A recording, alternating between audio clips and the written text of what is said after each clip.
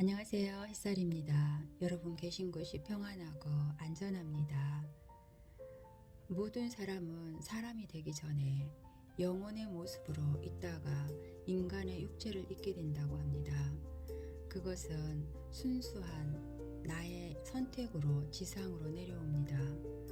자주 자살한 영혼들의 기록을 여러분들과 함께 합니다. 윤회하는 사이사이에 영혼 세계에서 얻는 지식이 우리들의 영적 마음속에 깃들어 있는 것입니다. 영적 도서관에 대한 기억이 사람들을 두려움에 떨게 하는 종교적 교리로 둔갑되는 면이 있는 것을 볼 때 마음이 언짢습니다. 동양 문화권 내에 인생 서적 영혼의 죄를 묻기 위한 증거물로 쓰이는 영적인 일기장이라고 믿는 일부 사람들이 있습니다. 영적 도서관이 잘못된 행위를 저지른 영혼을 신문하기 위하여 준비된 카르마의 기록, 저장소로 해석이 되고 있습니다. 이 잘못된 믿음은 한 걸음 더 나아가 영혼은 과거 생에서 저지른 잘못에 대해 재판을 받고 형을 선고받는다고 합니다. 어떤 영매들은 아카시 레코드를 볼 수 있는 특권이 있으므로 자신은 미래를 알 수 있다고, 그래서 자신을 추종하면 재앙을 면할 수 있다고 주장하기도 합니다. 두려움을 일으키는 일에 있어서 인간의 광대는 그 한계가 없는 것 같습니다. 이번 사례는 전생에서 자살한 피술자이다. 그녀는 도서관에서 자신의 행동을 점검한다. 영원 세상에서의 참여는 흔히 도서관에서부터 시작된다.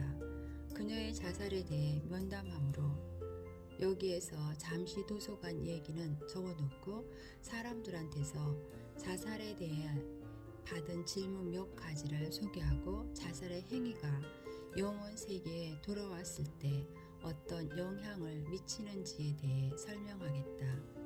전생에 자살을 한 피술자들과 면담할 때 죽음을 맞는 뒤 그들이 하는 첫 말은 맙소사, 내가 어쩌면 이렇게 어리석은 일을 이룰 수가 있나.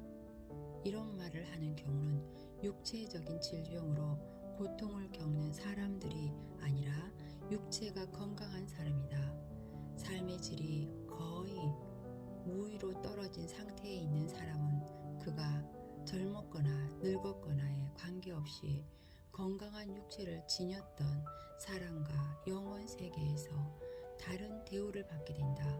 모든 자살의 경우가 사랑과 이해심으로 받아들이기는 하지만 건강한 육체로 자살한 사람에게는 응보가 있다.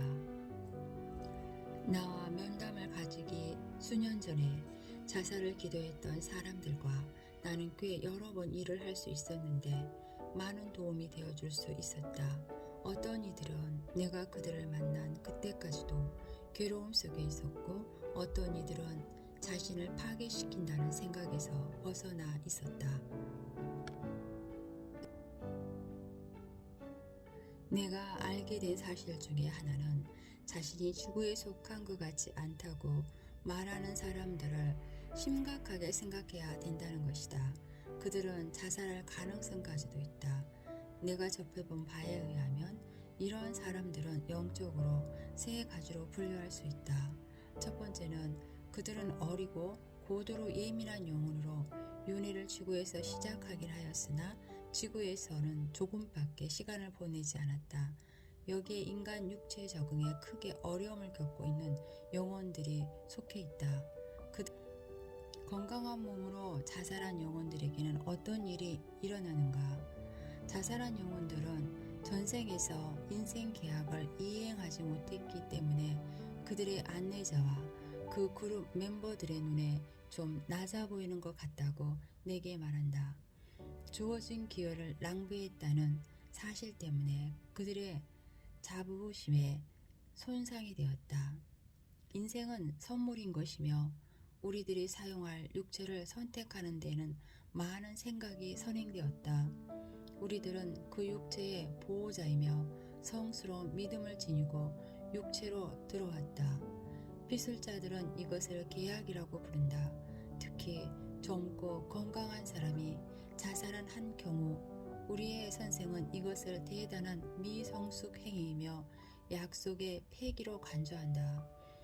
우리들의 영적 마스터들은 삶이 아무리 힘들지라도 정상적인 방법으로 기능하는 몸으로 인생을 마칠 용기가 우리에게 있다는 그들의 신념을 우리에게 보여준 바 있다. 그들에게 끝없는 인내심이 있기는 하지만 반복해서 자살하는 영혼에게는 그들의 용서가 다른 어조로 띈다. 나를 만나기 1년 전에 자살을 기도했던 젊은 피술자가 있었다. 체면에 들어가자 그가 여러 전생에서도 자기 파괴적이었던 증거가 발견되었다. 원로들의 회의 안에서 마스터 선생들을 대했을 때 원로 중에 하나는 이렇게 말했다. 또다시 너는 일찍 여기 왔고 우리는 실망스럽다. 새 인생의 종말을 구할 때마다 똑같은 시련이 더욱 가혹해지기만 한다는 사실을 너는 아직도 배우지 못했나? 너의 행위는 여러 이유로 이기적이다. 적어도 너를 사랑하는 사람들에게 슬픔을 안겨줬다는 것을 생각해오라. 너는 앞으로 얼마나 더 우리들에게 너에게 준 이 완전하게 훌륭한 몸을 던져버릴 작정인가? 내가 자기 연민에서 벗어나 자신의 능력을 이해하게 이 고립된 장소들은 여러 다양한 형태를 보이고 있으나 대단히 지루한 곳이라는 것은 인정해야겠다. 아마도 지루하다는 그 특성이 중요한지도 모르겠다. 동료들은 꾸준히 새 인생에 도전을 하는데 벤치에 앉아 몇 게임을 그냥 보기만 하는 것과 같다. 이처럼 이 처방은 확실히 효과가 있는 듯하다. 영혼들은 신선한 기분으로 자신들의 영혼 그룹으로 돌아오지만 그룹 친구들과 함께하는 활동과 자신의 발전을 위한 기회를 그동안 많이 놓쳤음을 안다. 그럼에도 불구하고 언제까지나 지구에 적응하지 못하는 영혼들이 있다. 이런 영혼 중에 일부는 다른 행성으로 윤회가 된다고 들었다. 사례 29의 여성은 자살한 경우로 과거 생에서 그녀가 다르게 살 수 있었던 변형된 선택을 4개의 공존하는 시간에 대해 알아서 보여준다. 그 첫 번째 시간은 실제로 살았던 삶 그 자체이고 그녀는 삶의 장면들을 참여하기보다는 방관자적인 입장에서 살펴본다. 사례 30은 과거 생에서 다른 인생 결과를 가져올 수 있는 하나의 장면 속으로 영혼이 극적으로 들어간다. 이 두 사례에서 우리는 인생이 선택에 따라 여러 길이 있음을 볼 수 있다. 우리들의 안내자는 자아 발견의 가장 효과적인 방법을 도서관에서 결정한다. 자아 발견의 방법과 범위는 도서 안내자의 권한에 속한다. 영국의 한 작은 농촌 마을에 살던 에이미는 16세 나이로 1860년에 자살하고 영혼 세계로 돌아왔다. 어려움을 이겨나갈 능력이 없는 것 같아서 이 영혼은 수백 년이 지난 후에야 다시 윤회하려 하였다. 결혼도 안 한 몸으로 임신 2개월째 되던 해 에이미는 마을에 있는 연못에 빠져 죽었다. 그녀의 연인인 토머스는 그보다 한 주 전에 지붕을 고치다가 떨어져 죽었다. 이 둘은 깊이 사랑한 사이로 결혼을 할 작정이었다.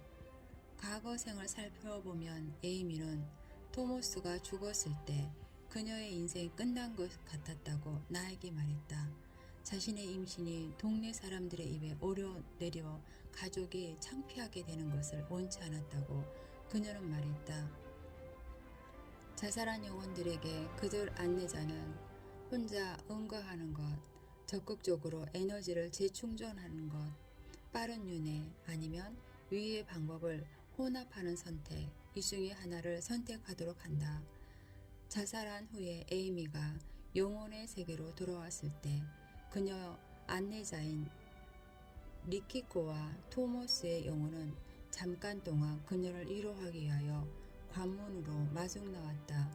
그녀는 아름다운 정원에 리키코와 홀로 있게 되었다. 에이미는 리키코의 태도에서 실망감을 느낄 수 있었으며 리키코가 그녀의 용기 없음을 책망하는 것 같은 생각을 했다. 왜 자신의 인생이 처음에 계획된 대로 진행되지 않았느냐고 에이미는 화를 내며 리키코에게 물었다.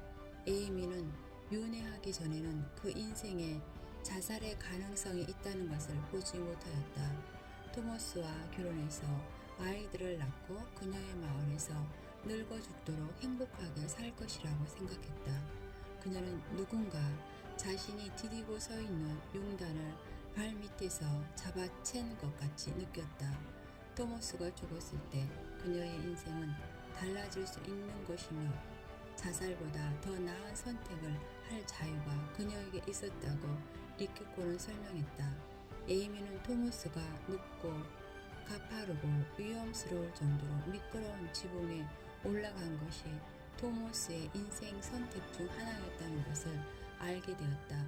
왜냐하면 이 사고를 에이미에 대한 시험으로 간주하고 있었기 때문이다. 후에 나는 알게 되었는데 토머스는 처음에는 마음이 내키지 않아 지붕 고치는 일을 맡지 않으려고 했던 것이다. 그들의 영혼 그룹은 이전의 인생들에서는 비록 약했을지라도 에이미의 생존 능력을 에이미 스스로가 생각하는 것보다 크다고 생각한 것으로 완연하였다.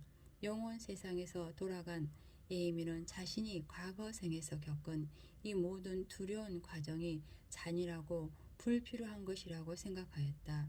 리키코는 에이미에게 그녀가 자신을 학대해온 내력이 있는데 이것을 벗어나야만 남이 생존하는 것도 도와줄 수 있게 될 것이라고 말한다. 영국 빅토리아 여왕 시대에 자살한 것 외에는 다른 방법이 없었다고 에이미가 답했을 때 에이미는 도서관 안에 있는 자신을 발견하게 되었다. 닥터, 어디 있어요? 영, 좀 어리둥절해서 나는 서재 같은 곳에 있습니다. 고딕 양식으로 보이는 돌로 된 벽돌, 길다란 대리석 테이블? 닥터, 왜 당신은 건물 같은 곳에 있다고 생각하십니까? 영, 내 생 중에 하나에서 나는 유럽에서 승려로 살았습니다. 20세기에 나는 고요히 공부할 수 있는 장소로 오래된 수도원을 사랑했습니다. 그러나 이제 나는 내가 어디에 있는지 알겠군요.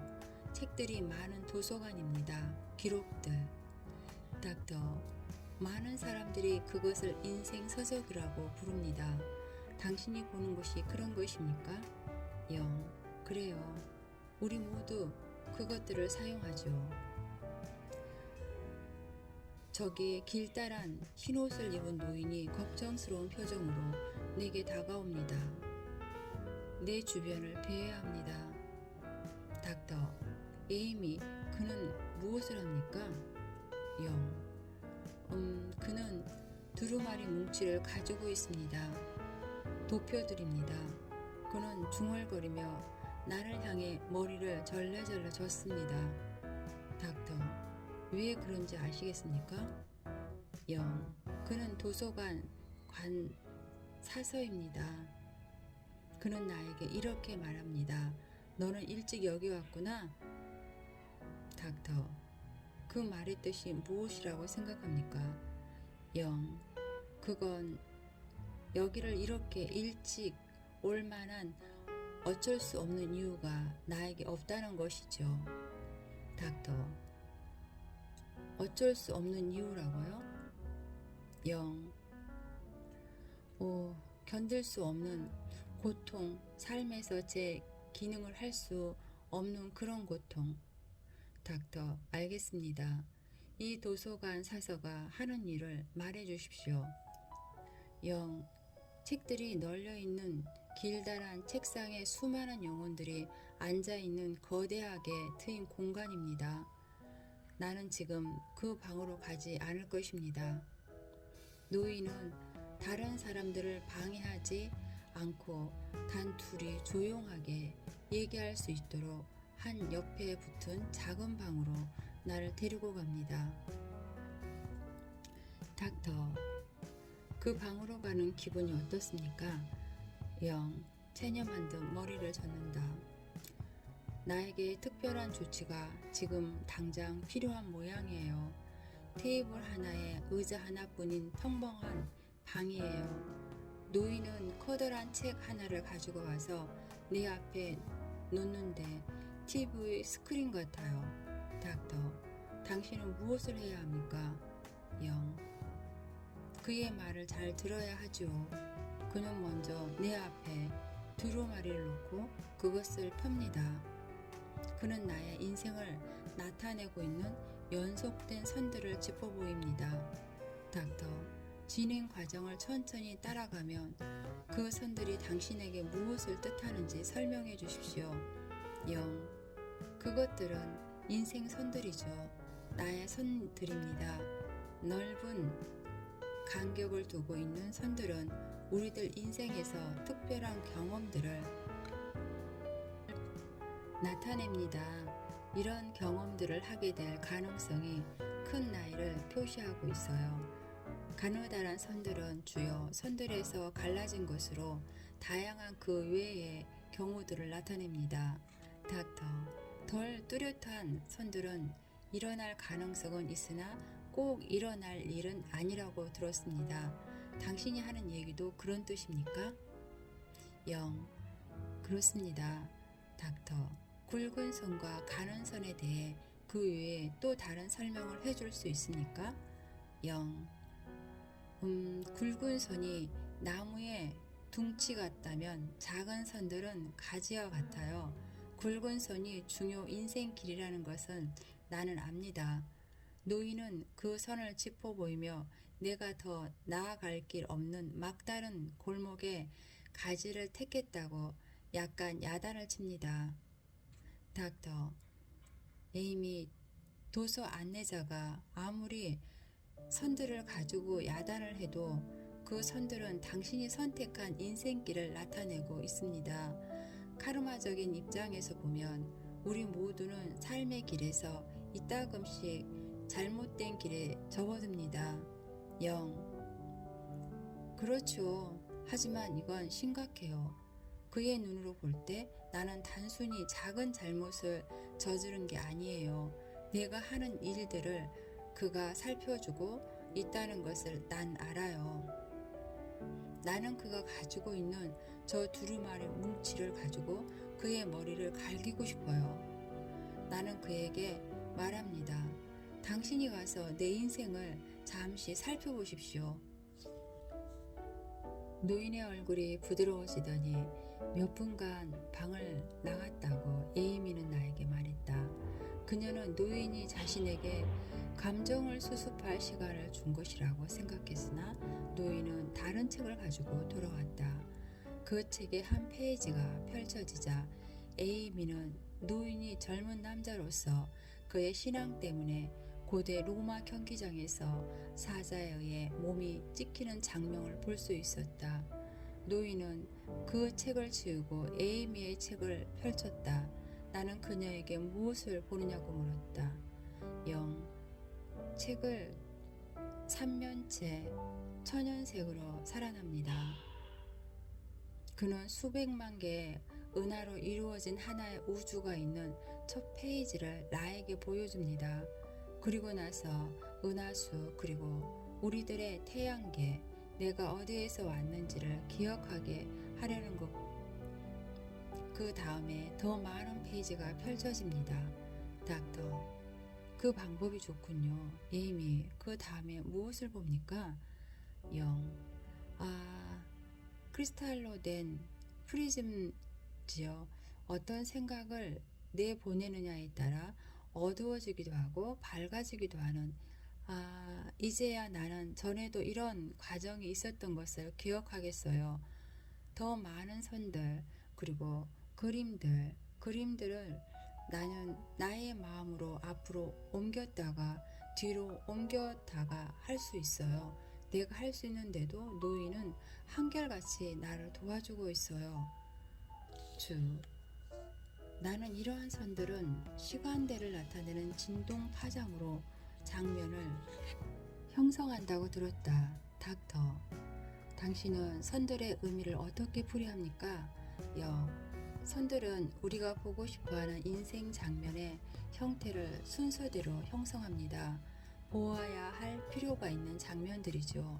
닥터, 내가 당신보다 앞질러 가는 것을 나는 원치 않습니다.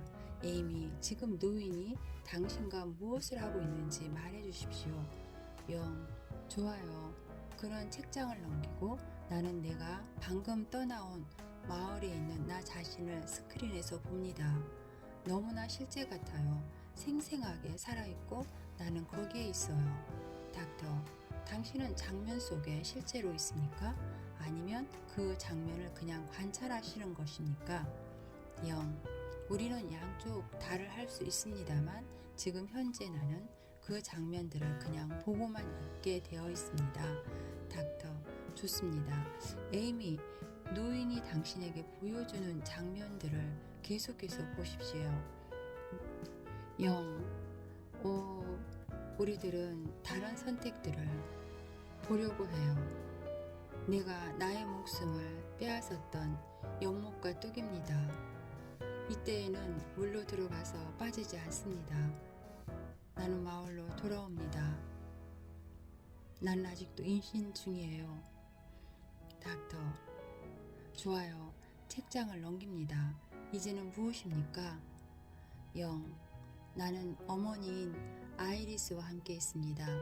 나는 어머니에게 토머스의 아이를 임신 중이라고 말했습니다.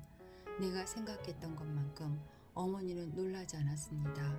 어머니는 그러나 노여합니다.